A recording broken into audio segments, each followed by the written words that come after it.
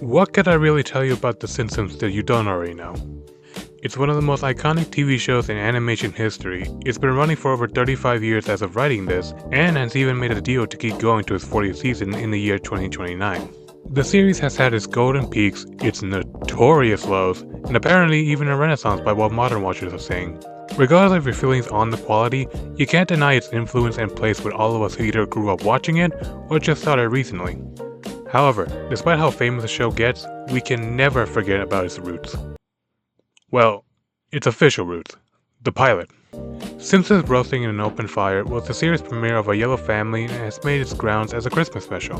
Now, I don't know if it's just me, but the idea of the start of any show being a holiday special always seemed a little odd.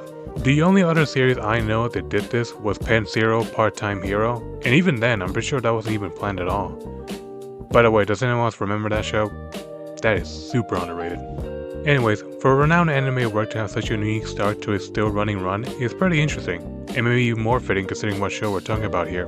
But hold on, there's way more to this episode than just its merry theme. Like any good pilot, it should introduce you to its characters, world, and premise all from the get-go.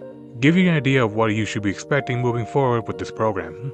Just look at the pilot for SpongeBob and Futurama, and how those ones not only introduce you to most of the main gang, but also to what kind of series it will be through its writing and memorable humor.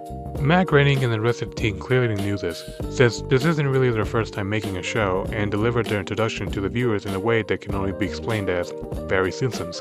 But that is limp. I'm instead gonna explain what I mean by going through this episode scene by scene. There's a lot worth talking about in this pilot that I haven't really seen much from anyone else online. So, without further ado, here is the beginning of the most popular family in America. Okay, not that beginning. I'll talk about that another time. Here's the beginning. Things start with the title showing, snow falling, and we yell, "Oh ho ho! Oh no!" Alright, let's start with the obvious here, the animation. Dear lord, the animation. I'll start off by saying that you can absolutely tell, look-wise, that this is the start of a series. Night and day are essentially comparing early Simpsons animation with modern Simpsons. Rough would honestly be an understatement when talking about it.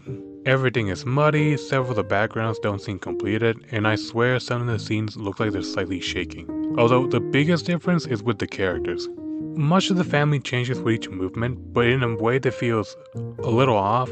You also notice that whenever a character talks, their mouths move but their entire body stays still. You can even see the line art for the mouth being different from the rest. These are things that are impossible to ignore. But yet, I can't really hate it, for the most part anyway.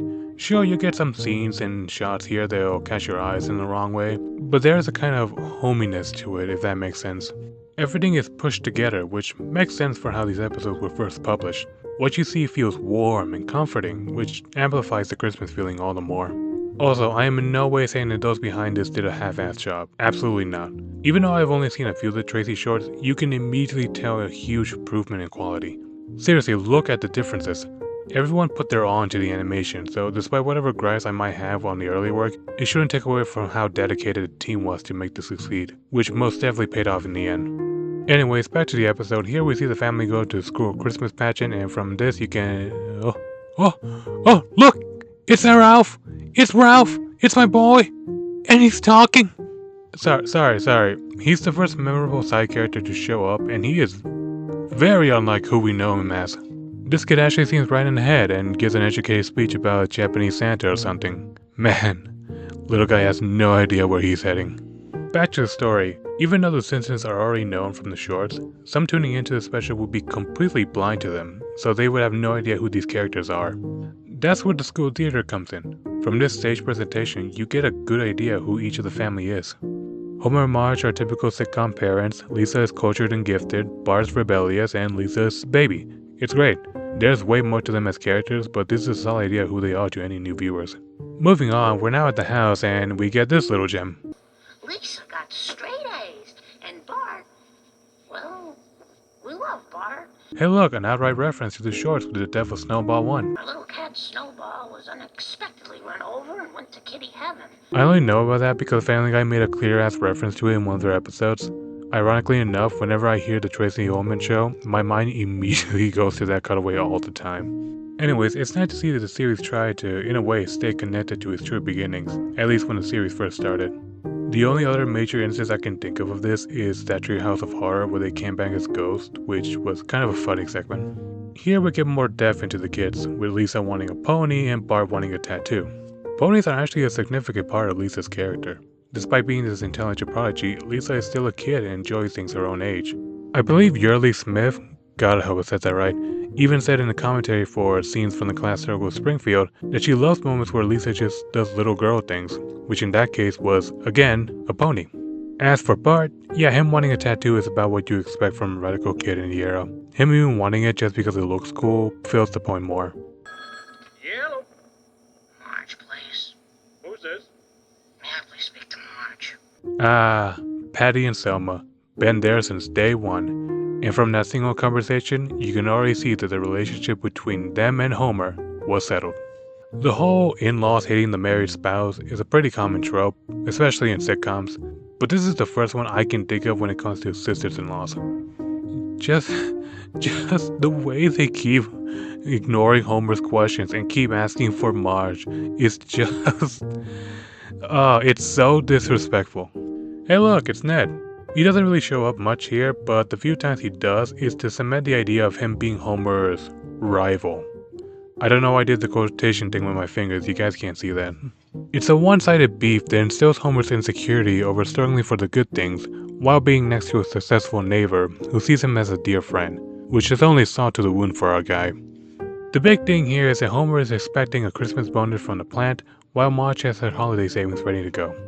By the way, I love moments like this where Marge's ridiculously long hair is used to do non-hair things. Like in this case, it's used as a secret save for the big ass jar of money. It's great. Unfortunately for the family, Homer's bonus, along with everyone else's at the plant, is declined by the word of another favorite character, Mr. Burns. This is the only scene with him in the episode. It lasts like 15 seconds, but in those seconds you can instantly tell what kind of boss he is. He's cruel, cold, and based on what he said about pay raises, incredibly greedy. Hell, his design alone would have given you all that.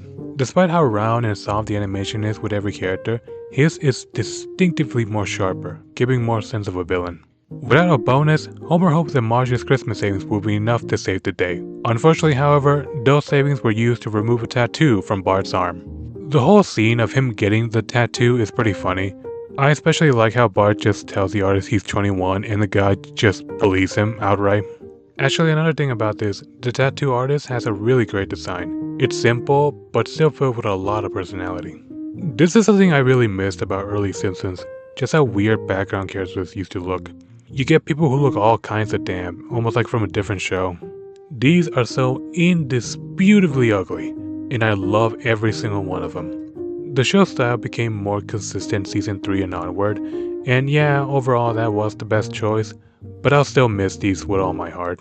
Back to the plot, Bart gets a tattoo, Marge is terrified, she spends all the savings to have her surgically removed, and we get Bart saying the thing. Ay, caramba! By the way, as a man of Spanish, hearing someone actually say that now, I just always assume you're making a Simpsons reference because I have never in my life met a Mexican who says that phrase unironically. Homer finds out about the spent money and understandably panics over what to do. There's even this shot of him going out and comparing the lights of his house to his neighbor's again, only this time it isn't played for laughs, but it's actually kinda sad. Homer seeing all the things he can't give his family this Christmas. This is where we get more depth into Homer and the traits that make him lovable. Being the man of the house, he believes it's on him to provide for his loved ones, like any father at the time. But he doesn't only do it because it's expected of him. Homer genuinely loves and cares for his family's livelihood, especially Marge.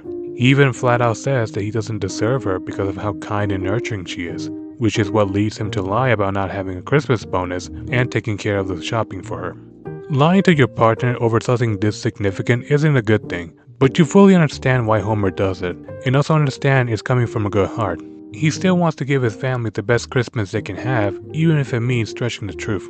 The shopping scene, on the other hand, shows the other lovable trait of his. He's funny. Him going around getting the cheapest things at the store while giving his reasonings are great. It's even better because you can tell he kinda believes it himself. Not fully, but enough to buy it.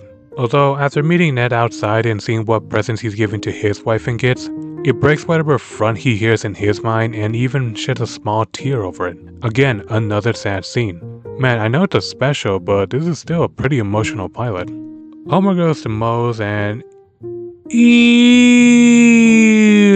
Barney, what's wrong with you? Okay, I swore to myself that I wouldn't kick on the animation anymore, but come on, look at him. I just don't like how his hair is the exact same color as his skin. That's true for the kids, but at least theirs blends together. Here, it just looks wrong. I don't like it. Okay, sorry, back to the story. Homer goes to Moe's and and Barney walks in bragging about his new job as a mall Santa. Seeing the extra cash, our guy decides to apply for the job, but first has to do a pretty funny training program to get it. I really like this shot where the Santa's mouth moves like 2 frames a second. It's fantastic. Homer returns home after... Homer, why are you 7 hours late? 7 hours? God, 420 minutes of ho-ho-hos and reindeer remembering? Man's love for his family is steel. Well, strong for his inner family. As returning home, we are officially introduced to Patty and Selma. All of their lines in this episode, and for most of the entire series, are intentionally made to dig right into Homer's skin, criticizing the poor job he's done to Gib. Side note, I do love how Bart and Lisa hug their dad in this scene and say they're happy to see him, and he just responds with why. Pushed by the twins riling, Homer gets a Christmas tree in the most totally legal and cheapest way possible. Back to the mall Santa bit, Bart discovers that his father is this year's holiday clown, and here we get a surprising reaction. Bart actually understands why his father is doing such a thing, and even respects him for doing it all for his family. 2 seasons later, he's laughing at Homer for taking a second job at the Quickie Mart for Lisa. Okay, this is a sweet moment, I do like it. It's just a jarring thing to see because I know this character won't be this clear about his feelings to his dad for much longer. Hell, he basically changes altogether in the 2nd season. But that is in the future. Right now, this Bart is openly proud of Homer, going as far as to follow him to get his check. That's right, all... Oh. Well then. The reason for why is great too. Wait a minute. That's right, $120 gross. Less Social Security, less Yes. unemployment insurance, But- less Santa training, Santa less training? costume purchase, Wait a less minute. beard rental, less Christmas But- club. but- See you next year. Always remember, gross pay is not the money you take home. Trust me, I had to learn that one the hard way. With no... Oh god! With not much left, Barney encourages Homer to spend his money on the dog track. Another shocking response here, this time by Homer, who is at first against the idea of taking his son to a gambling area. The Homer most are aware of isn't against the idea of bringing their kids to less than suitable places. I think it's even safe to say that some of them see most bars as a second damn home. I'm not ashamed. Fortunately, Bart, with the power of television and holiday specials, convinced him to go for it. Although even on the way there, Homer's still beating himself over doing this. Again, a very mature reaction from a character I would normally never call that word. It's odd. They're dead set on this short hit Mutt, but then Homer hears about another runner named Santa's Little Helper. Given a name, he takes it as a Christmas sign and puts all his eggs into the new basket. Back at home, the rest of the family is watching TV, and Patty and Selma are unsurprisingly still roasting Homer even when he's not there. These ladies live to ridicule this man. Although here we get a speech from Lisa that I'm too afraid to show because it's pretty long and I'm already walking a fine line with the few clips I already gave. But I still wanted to talk about it. It's a nice little defense of her father while also showing her educated mind. You get the idea that she knows her dad is imperfect, but she's willing to have his back because that's still her dad and understands he's doing the best he can. And also any shade at his parenting is essentially a shade at her. In the tracks, the race finally starts and everything for the family's perfect Christmas is tied to SLH. Naturally, the dog does terribly. Like, almost immediately.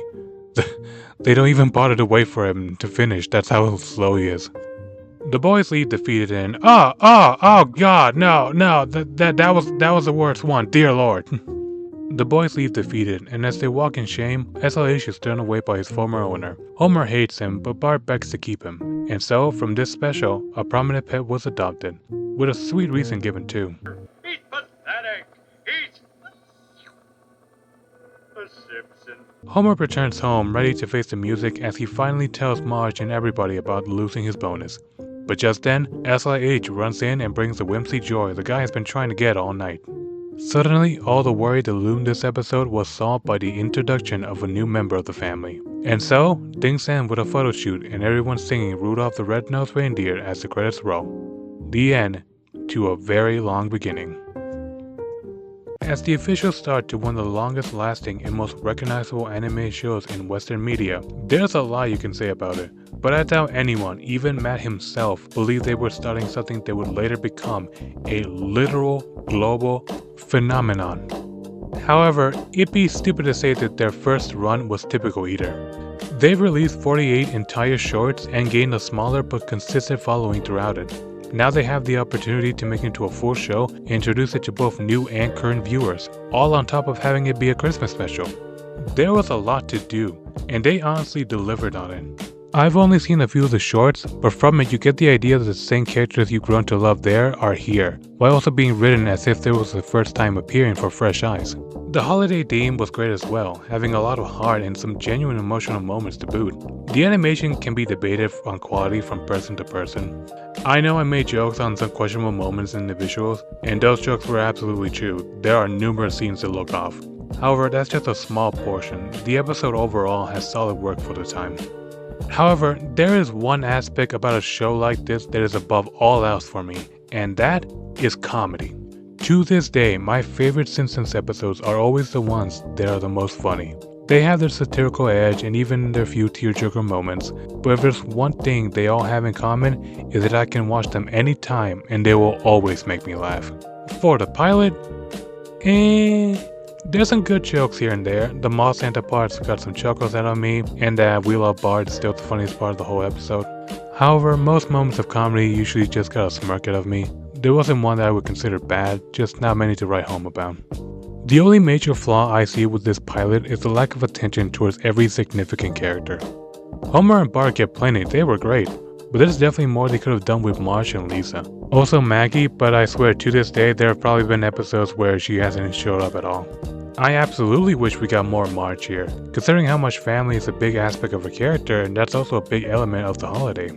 We get a good surface introduction to all of them for the audience, but for anything larger, that was just mainly put into two. Overall though, this was a nice episode, and this statement seems to mirror the viewer's style when it came out. It was watched by over 13 million people on its first broadcast and got positive reviews by the majority. I get a feeling that this reception early on gave the team the motive to go a little farther with their humor and characters in the second season, which in turn slowly morphed The Simpsons into what we know it as today. So while this wasn't really the greatest pilot out there, not by a long shot, it was the big step needed for the show to run later on. Would I recommend watching it? Yeah, absolutely if you're a fan of the series. You probably already did if you're a fan, but you should check it out if you're a casual viewer also. Whether you love the show or not, you know The Simpsons. And you can't tell me that you don't want to know even a little as to how this humongous franchise really started. I mean officially started.